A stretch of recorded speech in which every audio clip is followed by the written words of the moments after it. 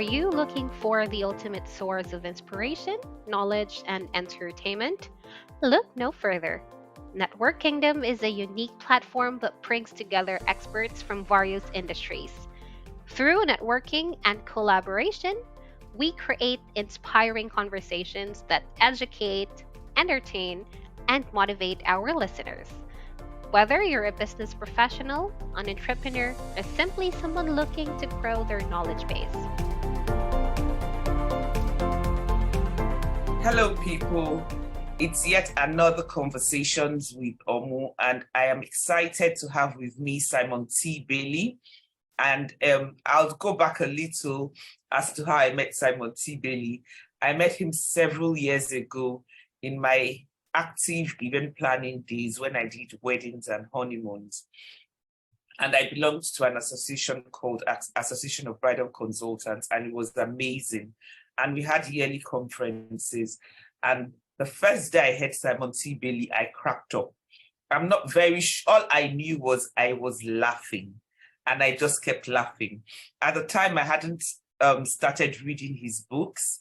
I went on to attend another conference called Engage in the Event Planning Industry. And there, Simon Bailey was again. And after that, when I actively started speaking, training, and coaching, who else would I look out for than Simon T. Bailey? And I followed him closely and read a number of his books. When he says he has this, I choose to call it the Brilliance series. When you get to talk to him, you would understand exactly. I know why you would have chosen, or I can imagine why you would have chosen the Brilliance series. He has a permanent smile on his face. He's constantly cracking you up, and he just always looks absolutely brilliant. And during the lockdown, he released Brilliant Living, and he released it, and you had like a few chapters or one chapter for free to read. And after I read it, I couldn't wait to order it for the hard copy, and I ordered the Kindle version immediately. And I wrote something about it, and all my friends started inboxing me that, what is it you're reading? And I said, listen, you have to read it. By the way, it was such an easy read. I think I've read it like twice. So good to have you this afternoon, Simon. I am really excited to have you. Thank you so much. It is so good to be with you. Thank you for having me. Thank you. So I have talked about the books, I've talked about speaking, but I'm sure that people would want to know what exactly it is you speak about. Yes. So first of all, my purpose in life is to increase emotional and mental well-being in humanity. We do that, simply put, by hugging people with our words. So we believe when we hug people with our words, it allows them to become the best version of themselves as leaders, as business owners, as individuals, wherever they are in life. Awesome. Awesome. You've put it really simply, but let's even dig deeper. How would you get me to do that? Yes. So the first thing is I really invite people to understand everyone is a genius. Everyone has brilliance in them. And my responsibility is to put a mirror in front of you for you to decide, what is my talent, my gift, my ability? What problem have I been created to solve? And what difference can I make while I'm here on earth? One of my mentors, the late great Dr. Miles Monroe, would say the greatest tragedy in life is not death. The greatest tragedy in life is to be alive and not know why. So a number of people take their potential and their genius to the grave with them. So my goal is you are going to die empty and ensure that you release your brilliance before you leave this earth. Speaking of why, for the longest time, I went from trying to find my why to getting upset when people actually suggest it, because I'm like, how on earth do you expect me to know that? And then I found myself at different times saying, but I can do so many things. It took me a while to realize that the fact that you can do it does not necessarily mean that that's your why, or that's Absolutely. your. So how would you fine tune how would you, like fine tune it short of going into the person's head? Yes. So first of all, realize being a slashy or multi-dimensional, having a variety of different gifts or things that you can do, it comes very natural to you. That's a part of your capability. But really tapping into that why comes down to whatever season I am in, what makes me come alive? And when you answer the what makes me come alive, you do what's in front of you. And as you do what's in front of you, that's where you get fulfillment, joy, happiness. That doesn't mean that it's going to last forever. It's for a season. And when that season is up, you will know it's naturally time to shift to the next thing. So it's just being open that what makes me come alive, what speaks to my heart, what sparks me, no matter where I'm at in my journey. Okay, that brings me to one of your books, Shift Your Brilliance. Yes. Yeah, I was going to ask that, right? What were you thinking writing it? So maybe you just give us like a few sentences for those that haven't read it, but what were you thinking? So there will come a time where you will have to shift or be shifted. The world is changing right before our eyes, and sometimes we want broadband results, but we're using dial-up methods. So I wrote the book, believe it or not, the book went through 3 rewrites. I just actually 10 rewrites, 3 title changes over a 2-year period because I needed to shift. I was holding on to what worked yesterday, and it was not carrying me into the future. So shift is the roadmap, the guide, the game plan as to how do you shift your brilliance so you're relevant in every economy. Wow. Just before, when I was going to ask that question, I wanted to say that I found that book quite challenging. There's some books that you read and they encourage you. There's some books you read, they motivate you and all that. Not that it didn't motivate me, but it challenged it. I mean, I still struggle with that particular book. Yes. And you know why you struggle with it? Because if it was easy, everybody would be doing it. The reason you struggle with it is because you are putting the mirror in front of yourself, asking yourself deep questions that you probably haven't thought about before. That is a cause for pause to say, whoa, no one's asked me this before. So it's intentionally written that way. Wow. I thought it was me. No. Okay. So I'll get to your Ignite the Power of Women. That intrigued me. I haven't read it because you specifically said it was for men, though. So I'm not reading it. Believe it or not, it's for women as well. I can imagine. I'm just kidding. Yes. I'm just kidding. So, I mean, with your Brilliance series, I didn't read them in any particular order. Mm-hmm. If I was going to use your books to go on a journey, do I need to, because it appears like there's an order if you were using it for a journey? Yes. So I always encourage people to start with the audio version of Release Your Brilliance, because Release Your Brilliance was the book that I wrote when I knew I had more to offer the world. And I used the diamond as a metaphor. And as you know, a diamond is formed through heat, pressure, and change. So start with Release Your Brilliance, then Shift Your Brilliance, then Success is an Inside Job, where I really walk you through understanding your personal constitution, what's really important to you. Then you get to Brilliant Living, and then Be the Spark.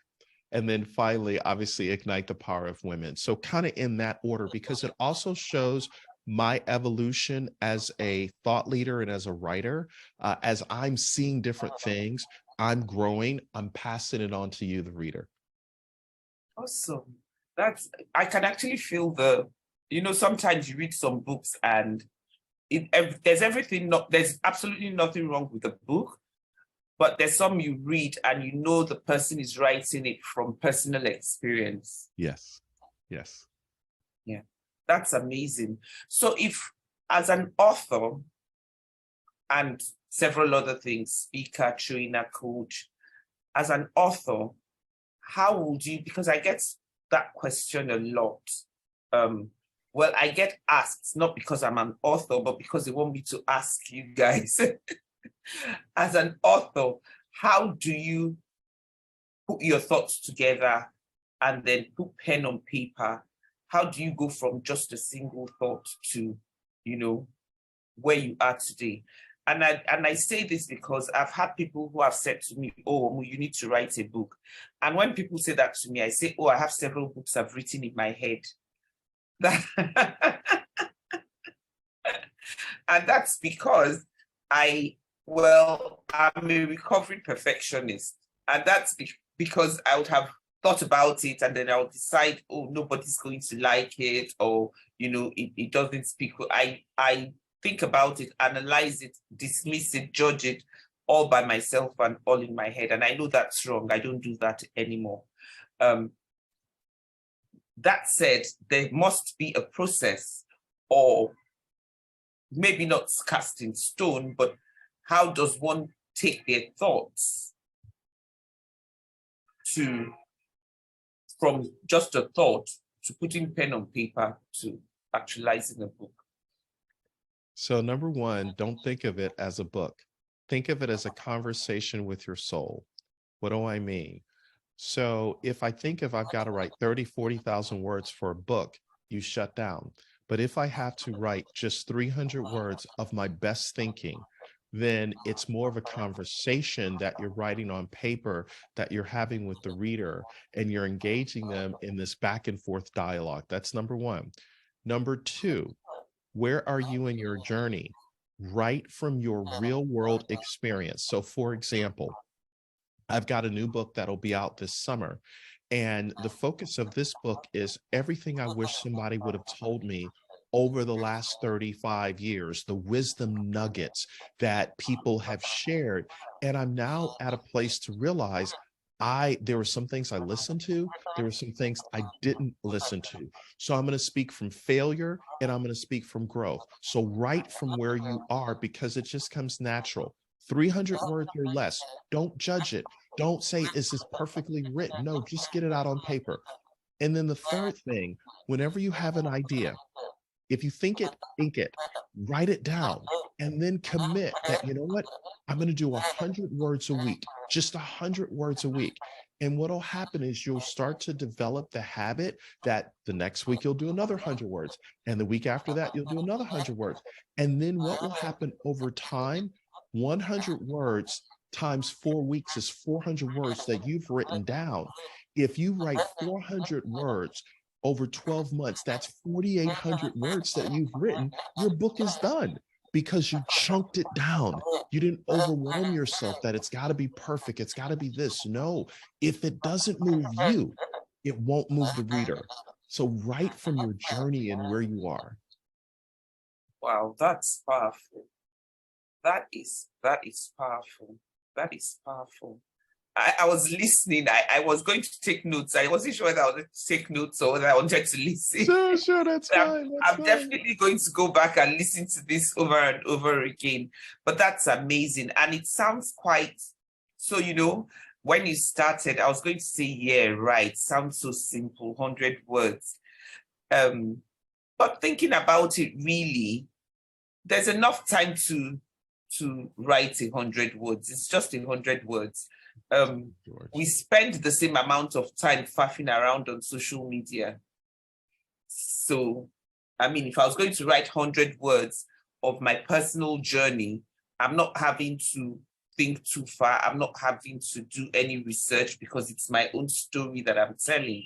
I think that 100 words is doable. Yes, and one important thing, don't judge what you write. Just get it out. That is very important. Don't judge what you write. Omu, don't judge what you write. I'm talking to myself now. Yes. Thank you for that piece. Thank you. So if you were going to, just off the top, like someone just bumped into us now and you wanted to do like a quick coaching session with the person, or you wanted to reframe the person's thoughts, or you wanted to You know how, I mean, I don't know if it happens to you. You just meet someone maybe at the airport or on a plane. You not necessarily a client, the person, you might never get to see the person again. And you're having a conversation with the person and you just feel like, this person honestly needs me. I need to save this soul before the person, like I call it a quick, like speed coaching, like the speed networking. What would you say? Because, why I ask that is lately, and it's not peculiar to my country alone, because I travel quite often and I also network with a lot of people virtually. I find that in these times, a lot of people are troubled. A lot of people, we've always had challenges. Now more than ever before, the challenges are, very obvious and everywhere. So you have, I don't want to use the word mental health issues, but there's no better way of putting it. Doesn't mean they're stark raving mad, but we need more and more people to speak to. We need more and more encouragement. We want to hear about living our brilliance more. We want to see bright colors like your yellow wall. What would you say to the person, or what would you do to the person? Well, in the spirit of speed coaching, think about this. Everyone walks through 3 doors. It's a door of either hearing, healing, or helping. So if door number 1 is the door of hearing, some people just want to be heard. Some people just want to know, can you just listen to me? Because the new epidemic on the planet is loneliness. So just in speed coaching, I'm just going to hear you out. You're not asking me to fix anything. The second door is really understand, how do we heal? And healing just starts with a question: how are you? And that question in and of itself, that might be the first time anyone has asked them how they are doing. They become retrospective to say, you just hugged me with your words. You actually care about how I'm doing. So that second door of healing, Dr. Maria Music, who is a clinical psychiatrist, says people need 3 things. They need to be heard, they need to be seen, and they need to be understood. So that second door of just being healing presence for that person, not to fix anything, but just to say, I'm here. And then the third door is helping. And helping can simply mean giving them options to consider. One of my mentors said to me, whenever you come to me asking, what should I do? I am not able or qualified to tell you what to do. I have to invite you to find the answer that's within yourself. So in helping you, I help you to see whatever you're dealing with through a different lens, through a fresh perspective, reframing it. Have you thought about this? Is there another option? Just because this person said no, how do you find a yes? So helping, that third door, is helping that person just move a little bit down the road. And the final thing that I'll say, the thread that you pull through the needle of opportunity in speed coaching is understanding encouragement is oxygen for the soul. So ultimately, we want to encourage human beings that wherever they are, to know that they are seen, they are valued, and they are understood. So how do we hear, heal, help? That is pure gold. If you noticed, I was writing, I just had to write that down because I didn't want to forget it. Amazing. I like that. I absolutely like that. So there are 2 books I want us to talk about briefly. And one is Success is an Inside Job. And why do I want us to talk about it? Because it's partly what I coach on, it's partly one of my passions. And I honestly believe that success is an inside job. My late dad used to say that no one can love you more than you love yourself. And, he used to say that, and to be quite honest, I never took him seriously until he died. And, and then I sat down and I actually did think of it. And I was like, you know what? You pay people to coach you, you buy all these books, and they're basically saying the same thing. And maybe because he's your dad, you didn't take it seriously. And what happened to me was a lot of times when I wasn't getting what I expected, instead of blaming the person, I started to look inwards if that was what I thought of myself, the person was just reflecting. So talking about success being an inside job, can you give us like 3 or 4 points or, things that people could do within themselves to achieve success? So one of the key takeaways that I teach in Success as an Inside Job is, what is your vision for your life? How do you see it? How do you begin to read it? In other words, or write it down? How do you now read what you've written down? How do you begin to act as if it's happening real time? And then how do you celebrate? So Success as an Inside Job is to really understand that self-love starts with yourself. I love who I am. I love the skin I'm in. I love who I'm becoming. And do I see that? Do I write it?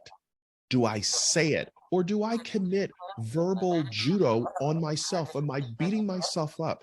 One of the failures in my own life is I've had a tendency over time to live in the story in my head of something that happened, and that story begin to squelch the significance on the inside. And what I realized, I had to change my language in my head. I had to create a new narrative, a new story to say, this happened. That's not who I am. Here's the reality that I'm moving towards. And it is tough. It is tough.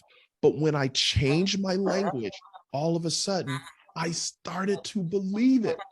And the moment you believe it, and this is going to sound like a cliche, you can receive it, because you receive it in here, you receive it in here, then it manifests outside. So the question in Success is an Inside Job: what do I see? What have I written? What am I saying? What am I believing? What am I receiving? And if you don't like where you are, who are the individuals in your life? Because whoever has your ear has your life. Word. Whoever has your ear has your life. Lately I've been teaching on that, and I always say to my clients or to my to the people I teach that don't think that because I'm teaching I know it all. And a lot of times whilst teaching you, I'm learning as well. And when I started teaching living your best life, I'm so passionate about it because it is something that I teach and I worked on myself. And it's actually from a point of experience. And I say to people, you wonder and why a lot of things happen around you or to you, and you don't realize that it's happening because of the things and the people you are with. This is not about good or bad, it's about the results you expect. So if you're getting a result that is not the result you expect, yes, look around you. Absolutely. And it's so powerful. I used to always say that, oh, I can't be influenced. No one can influence me. And when I started this journey, I found out that if people can really do influence your thoughts. And an aha moment for me was I was working with someone, and we were in very close proximity. And this was late last year, and we're in very close proximity. And excellent guy, excellent, absolutely nothing wrong. We do have a few disagreements here and there. But I found out that I suddenly started conceding to things that I normally would not concede to, that were totally at variance to my beliefs. I was now rationalizing it. But because I had started this journey, I was able to say to myself, no, this is actually what you think about this situation.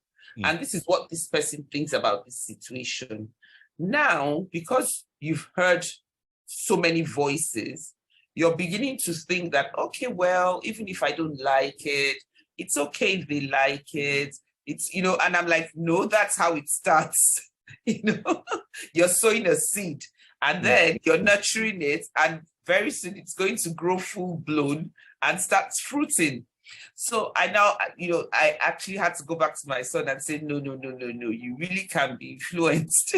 Yes. Yeah. So it's about, would you say that certainly self-awareness plays a huge role in that? And what would be the role of awareness in others, of others around you?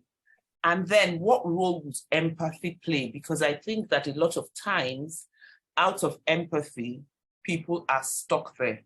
And I get asked that question as well. Yeah. So number one, how I really honor individuals is by listening instead of hearing, moving from authentic. Can you say that again? Yes.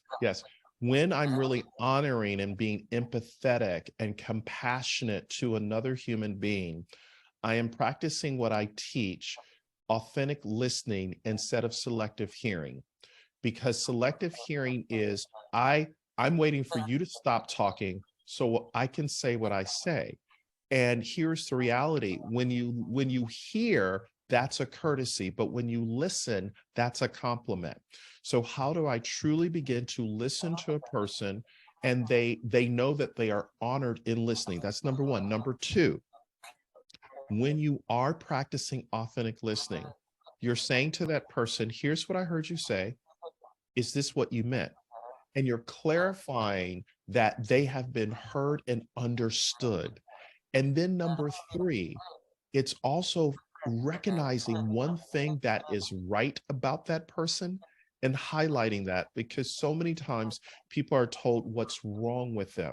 So if we can focus on what's right about them and give them a tangible example that allows them to feel inspired, encouraged, and to know that you are celebrating where they are and where they're going. Wow. So that said, you said something about celebrating, and that brings me to one of my mentors that I admire greatly, Joseph McClendon III. And he's so huge on celebrating. He actually taught me how to celebrate myself. And the first time he said, look at yourself in the mirror and dance. And I'm like, what the hell does he mean? Why would I be dancing to no music? And why would I be celebrating for nothing really? And, you know, and I'm like, and people are looking at me and wondering if I'm crazy. And in one of our conferences, he actually made us do it. And I had gotten to that point where I'm like, okay, if you're going to let someone mentor you, then you might as well just obey and trust the journey. So I decided not to analyze or anything. And I did that and actually felt really good. Wow. And now I actually find myself always celebrating. Yes. And, you know, so what role would you say that celebrating plays in the whole journey? Celebrating has the ability to change your physiology. It has the ability to breathe life into your life. It has the ability to shift you out of a rut because you're celebrating from the inside out. One of the things that we teach is when you find your spark, you find your joy. When you find your joy, you find your voice. When you find your voice, you find your freedom. So I don't get to freedom until I learn how to celebrate the voice that I have, the voice from within, the person that I am becoming. And when you do it, you become unstoppable because no matter what is happening outside the world, it won't touch what's going on inside of here. So celebrating and dancing, it's all about that joy. And joy is deeper than happiness. I can be happy for a moment, but joy is something that when I tap into joy, it's a spiritual shift that happens. See how I fit tomorrow. I find that inner joy and I'm just happy. I'm just smiling because I know that no matter what's happening, the temperature and the climate on the inside of me cannot be affected by the weather of desperation and the weather of negativity. Whoa, whoa, whoa.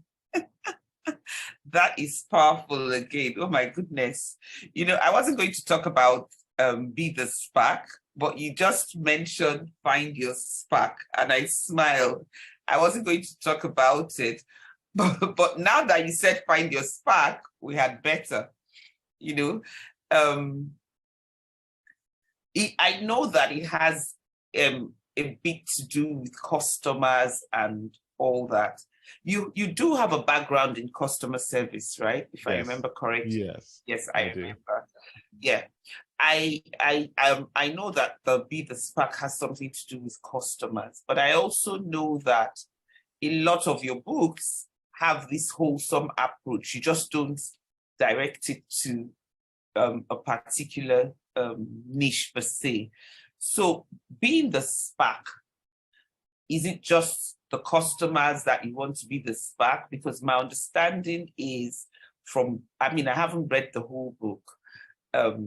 My understanding is me being the spark, and that would actually get me more customers and my customers will feel more comfortable. Yes. So I'll tell you a story. I was flying to the Cayman Islands, which is in the Caribbean, and a gentleman, I checked in at the front desk and they said, your room is not ready. Can you wait over in the lounge? So I'm waiting in the lounge and a gentleman named Howard comes over to me and he says, I'm going to take care of you while you're here. And I said, okay. And he says to me, how was your trip to Halifax, Nova Scotia, which is where I was prior to flying to the Cayman Islands? And I looked at him with this bewildered look.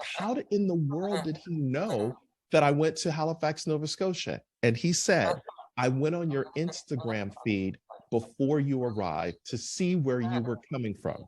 Now, two schools of thought. First school of thought would say, that is freaky. That is crazy. Like, how does he know this, right? But then the second school of thought says, he went the extra step. Yeah. Howard had that spark. So when I teach in Spark, if you want to get more customers, do a little something extra that others won't do. You become the spark for them. And when you become the spark because of your service, they become your unofficial marketing department for the experience that you just created, because you did plus, plus, plus. And that's the difference in being the spark. Wow. That is a powerful story, you know. The Howard story, it is a powerful story. Yes. And I mean, it's all about going the extra mile. Yes. It would actually, I don't know, when you said, yes, some people might see it as quite spooky. Oh, he went on my Instagram handle. But I think I'll feel extra special. And I mean, even if he didn't prepare for you, it gives an impression that he's been prepared and he's actually been waiting for you. Yes, absolutely. And think about it. Now, did management tell Howard to do that, or did he do it on his own? I believe that's another question. He did it on his own without management coaxing him, pushing him, telling him he needed to do it. And that's the difference between people who are average and people who have a spark. People that have that spark understand, I don't have to be told to do it. I'm going to do it anyway because that's who I am. That's true, actually. That's true. So what would you say is, what would you say is how would you describe the ultimate brilliance experience? The ultimate brilliance experience is to be in service to others. If becoming brilliant and finding your genius is all about you, your four, no more, then you are brilliant by yourself. When I understand my brilliance, I am in service to humanity. So in other words, I might be ahead, but how do I help somebody come from behind? And when I am pulling somebody along with me, guiding, encouraging, then your journey is not just about me, it's about we. And when we make it about we, that's brilliance. I'm actually excited. I feel like I've done a quick coaching session already. I feel like I've done a quick coaching session. So you said you're expecting another book to be out soon. Yes. When are we expecting that? It'll be out this summer. So Ignite the Power of Women, that's the current book, but the new book will be out this summer. Okay, I'm looking out for that. Do you have any parting words, or do you have a link you would want the guests to visit to? Yes, go to Simon. Have a feel of the books I've just talked about. Yes, just go to simontbailey.com. The T for terrific, Bailey.com. That's a little dry humor. I remember that laugh. Yes. Go to simontbailey.com. Everything is right there. They can find our books. Also, we have a podcast called the Daily Spark Podcast, and they can get information there as well. Awesome. Thank you so much, Simon. It's been a huge honor having you on our podcast. My pleasure. Thank you.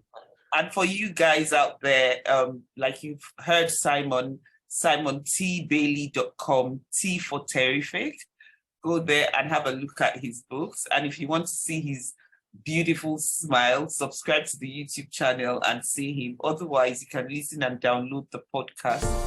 Take care and see you next week. You've been listening to Network Kingdom with Omo Obulor.